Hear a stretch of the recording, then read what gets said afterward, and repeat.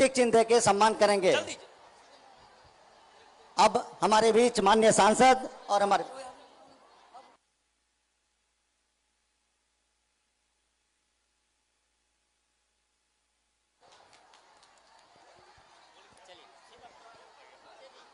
मैं आग्रह करूंगा सर, मानिए।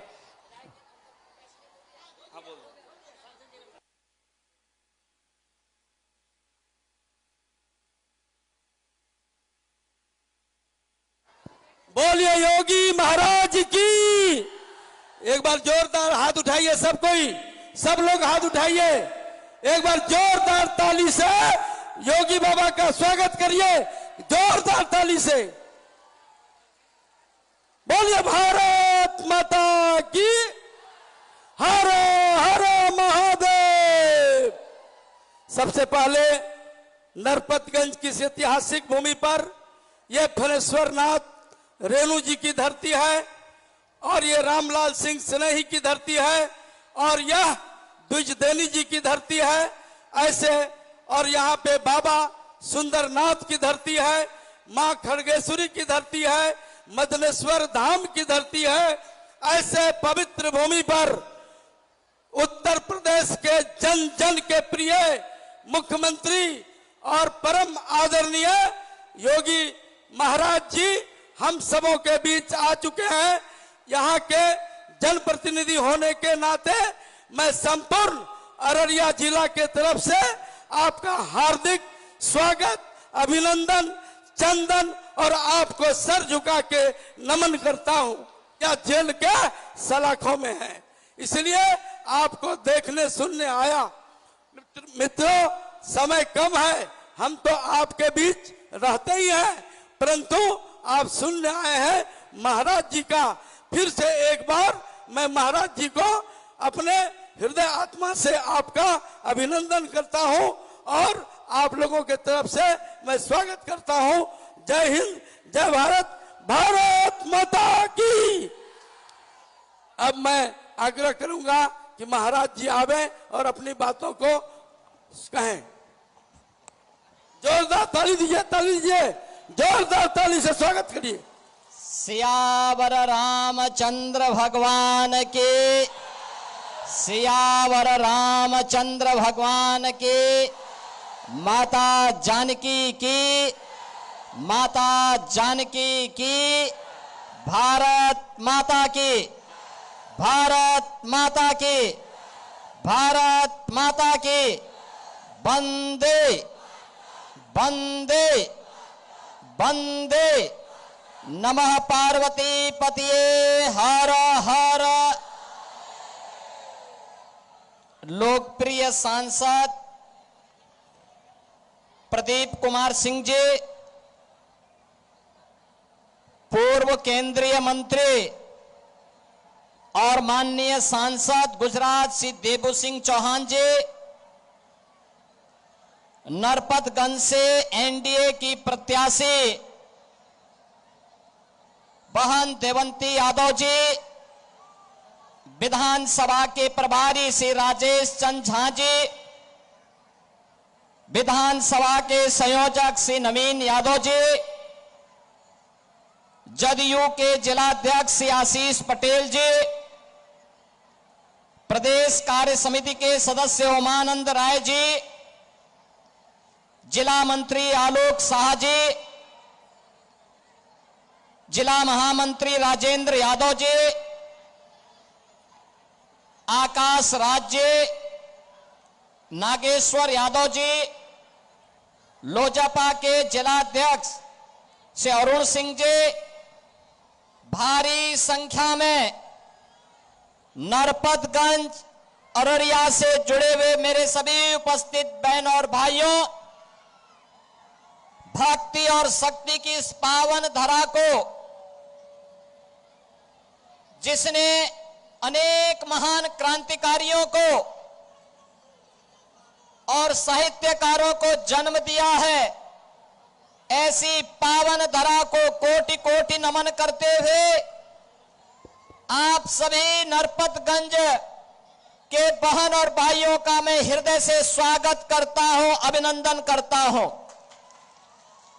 बहनों और भाइयों, बिहार विधानसभा चुनाव के प्रचार का ये अंतिम दिन है। कई जगहों पर मुझे जाना है, लेकिन आपके लोकप्रिय सांसद का स्नेह मुझे यहां खींच करके ले आया है। हम दोनों लोग संसद में साथ साथ रहते थे और बहनों और भाइयों, अररिया के बारे में सुनते थे, यहां के आतंक के बारे में भी सुना करते थे, और तब हम लोगों को लगता था कि जो कुछ अररिया के लोगों पे बीतती है यह किसी और पे नहीं बीतनी चाहिए। पर्व और त्योहारों में कोई दंगा फसाद नहीं होना चाहिए, कोई गुंडागिर्दी बहन और बेटियों की सुरक्षा में सेंध नहीं लगनी चाहिए। और जब पार्टी ने मुझे उत्तर प्रदेश में मौका दिया सेवा करने का, तो बहनों और भाइयों, उससे पहले कांग्रेस आरजेडी के ही सहयोगी यूपी के अंदर भी थे। गुंडागिर्दी चरम पर थी, हर तीसरे दिन दंगे होते थे, महीनों महीनों कर्फ्यू रहता था। लेकिन बहनों और भाइयों, पिछले 8.5 वर्ष से उत्तर प्रदेश में डबल इंजन की भाजपा की सरकार है, लेकिन न कर्फ्यू है न दंगा है। यूपी में सब अब चंगा है। अब यूपी में कोई किसी प्रकार का दंगा फसाद नहीं। बहनों और भाइयों, ये गारंटी केवल एनडीए दे सकती है, केवल एनडीए दे सकती है। बिहार का अपना गौरवशाली अतीत है। अपने गौरवशाली अतीत पर हर बिहार के नागरिक को गर्व की अनुभूति होनी चाहिए। ये वह धरा है जिसने मां जानकी को जन्म दिया। ये वही धरा है बहनों और भाइयों, जिस धरा ने महात्मा बुद्ध को ज्ञान प्रदान किया। ये वही धरा है जिसने 24वें जैन तीर्थंकर भगवान महावीर को जन्म दिया। बिहार की धरती देश के पहले राष्ट्रपति को जन्म देने वाली धरती है। बिहार की धरती लोकनायक जयप्रकाश नारायण को जन्म देने वाली धरती है, और बिहार की धरती जननायक कर्पूरी ठाकुर को भी जन्म देने वाली धरती है। बहनों और भाइयों, बिहार की धरती आर्यभट्ट भी देती है, और बिहार की धरती ने ही आचार्य चाणक्य और चंद्रगुप्त मौर्य की जोड़ी भी बिहार की धरती की ही देन है देश को। ये महापुरुष इस बात के साक्षी हैं कि बिहार जब विकसित होता है तो भारत विकसित होता है, बिहार खुशहाल होता है तो भारत खुशहाल होता है, और बिहार का जब स्वर्ण युग आता है तो भारत का स्वर्ण युग आता है। और भारत के स्वर्ण युग पहले फिर से आपका आह्वान करने के लिए आज मुझे भी नरपतगंज के बहाने अररिया में आने का सौभाग्य प्राप्त हुआ है। बहनों और भाइयों, मैं तो आपसे एक ही बात पूछना चाहता हूं। जो बिहार दुनिया को ज्ञान देता था, नालंदा जैसा विश्वविद्यालय देता था, जिस बिहार ने दुनिया को ज्ञान दिया, उस बिहार में निरक्षरता क्यों बढ़ गई? कौन इसका अपराधी है? जो बिहार शांति और भक्ति की धरती थी, आखिर उस बिहार में जंगल राज क्यों आ गया? इसके लिए कोई अपराधी है तो कांग्रेस और आरजेडी बराबर की अपराधी है, बराबर की अपराधी है। बहनों और भाइयों, इन्होंने यहां के समाज को बांटा, जाति को जाति से लड़ाया, और फिर इसके बाद जातीय सेनाएं खड़ी करके पूरे समाज को बांट करके खानदानी माफिया को बिहार के अंदर अराजकता पैदा करने की पूरी छूट दे दी। परिणाम सबके सामने है। बिहार अपनी पहचान के लिए मोहताज हो गया। नौजवान की रोजगार चली गई, अन्नदाता किसान भूखमरी के कगार पर पहुंच गया। सरकारी खजाने पर लूट मचाए थे और बिहार पिछड़ता गया, बीमारू हो गया। भारत का स्वर्ण युग देने वाला बिहार बीमारू हो गया। बहनों और भाइयों, 2005 में नीतीश बाबू के नेतृत्व में एनडीए की सरकार बनी और पिछले 20 वर्षों में बिहार ने जो प्रगति की है, आज बिहार में क्या नहीं है? रोड की कनेक्टिविटी है, रेलवे की कनेक्टिविटी है, बिजली की व्यवस्था है, घर घर में शुद्ध पेयजल की व्यवस्था है। बिहार में अब मेट्रो का संचालन हो गया है।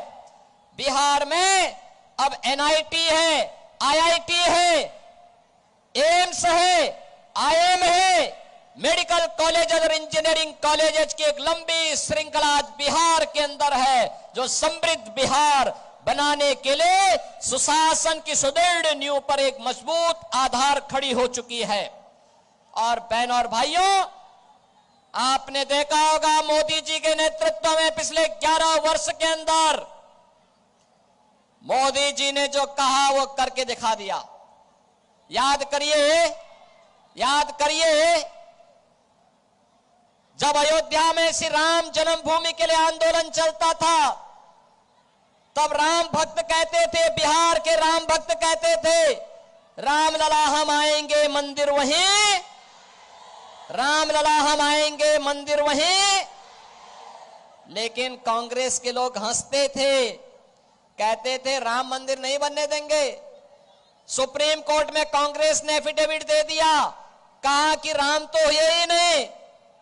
बहनों और भाइयों, आरजेडी ने राम मंदिर के रथ यात्रा को रोक दिया था। इनके पार्टनर समाजवादी पार्टी ने उत्तर प्रदेश में राम भक्तों पर गोली चला करके लौलुहान किया था, लेकिन तब भी राम भक्त कहता था, राम लला हम आएंगे मंदिर वहीं बनाएंगे, लाठी गोली खाएंगे लेकिन मंदिर वहीं। और अयोध्या में भगवान राम का भव्य मंदिर बन गया है ना मंदिर। कोई संदेह है क्या? अगर अयोध्या में भगवान राम का मंदिर बन गया है, अयोध्या के इंटरनेशनल एयरपोर्ट का नामकरण भी भगवान वाल्मीकि के नाम पर हो गया है। अयोध्या में जो रेन बसेरा बने हैं ना, उनका नाम निषाद राज के नाम पर है। और जहां भक्तों के लिए प्रसाद तैयार होता है राम जन्मभूमि का, वह माता सबरी के नाम पर है।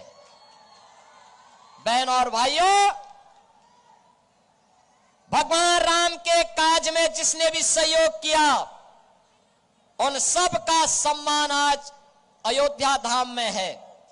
वहां पे महर्षि वाल्मीकि का भी मंदिर आ गया है, वहां पर महर्षि वशिष्ठ का भी मंदिर बन गया है, महर्षि विश्वामित्र का भी मंदिर बन गया है, महाकवि तुलसीदास जी का भी मंदिर बन गया है।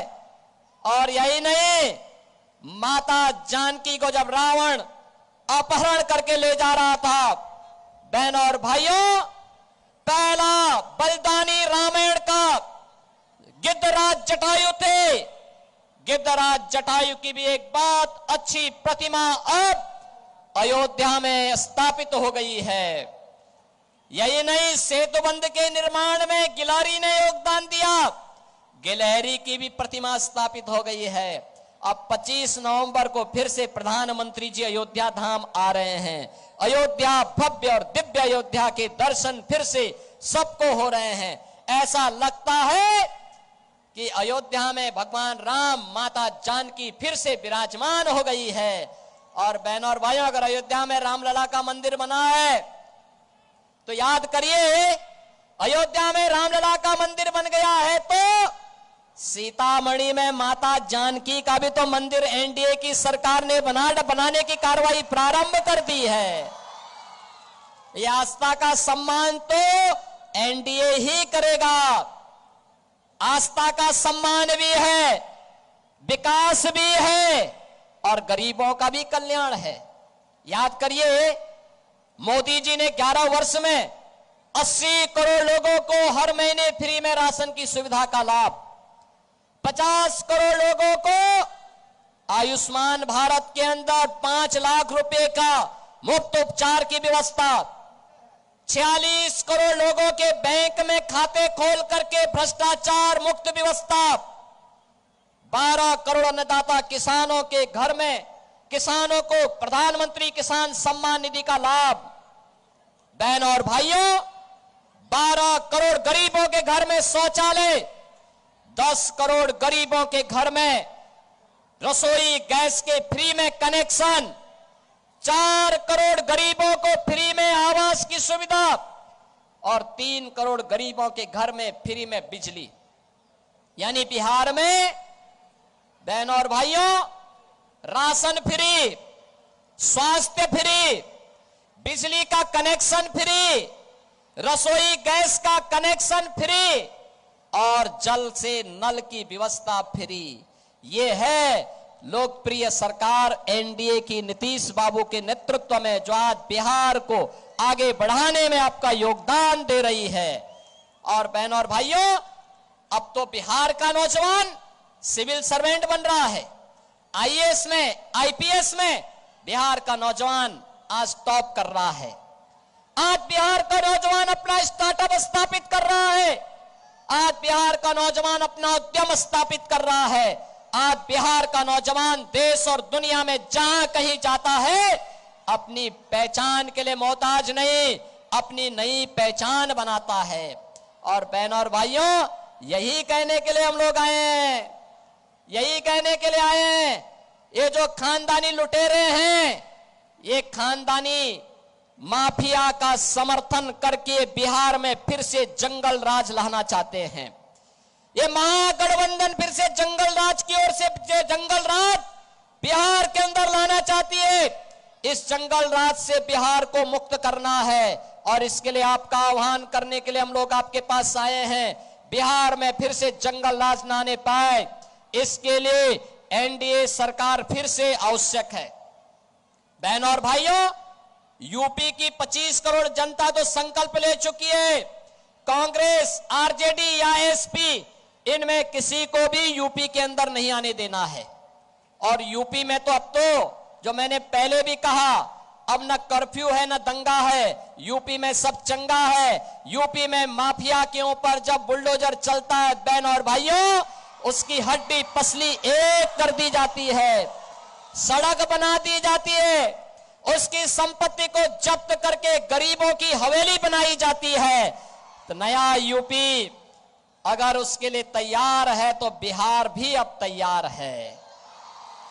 पहले चरण के मतदान ने बता दिया है, बिहार की जनता तय कर चुकी है, महागठबंधन को फिर से नहीं आने देना है, कभी नहीं आने देना है। और आज इसीलिए मैं आपके पास आया हूं कि बहनों और भाइयों, नरपतगंज में कमल खिलना चाहिए। नरपतगंज को घुसपैठियों का लॉन्चिंग पैड नहीं बनने देना है। याद करना, ये लोग आएंगे, पंचर बनाने के नाम पर आएंगे, विकास का ही पंचर कर डालेंगे। नहीं बनने देना है, नहीं आने देना है। बिहार के विकास में अब कोई भी बैरियर नहीं बनने देना है। और इसके लिए एनडीए ने नरपतगंज से श्रीमती देवंती यादव जी को अपना प्रत्याशी बना करके आपके बीच उतारा है। देवंती यादव जी को कमल छाप पर अपना आशीर्वाद देंगे, देंगे। पीछे, इधर पीछे छत के ऊपर, इधर स्टेडियम के पीछे सीढ़ियों पर काफी बड़ी संख्या में लोग हैं। आप सभी का आशीर्वाद मिलेगा, सभी का। दोनों हाथ उठा करके बोलिए, दोनों हाथ उठा करके। बहनों और भाइयों, याद करना, आज सायंकालीन प्रचार होना है, कल एक दिन का समय है।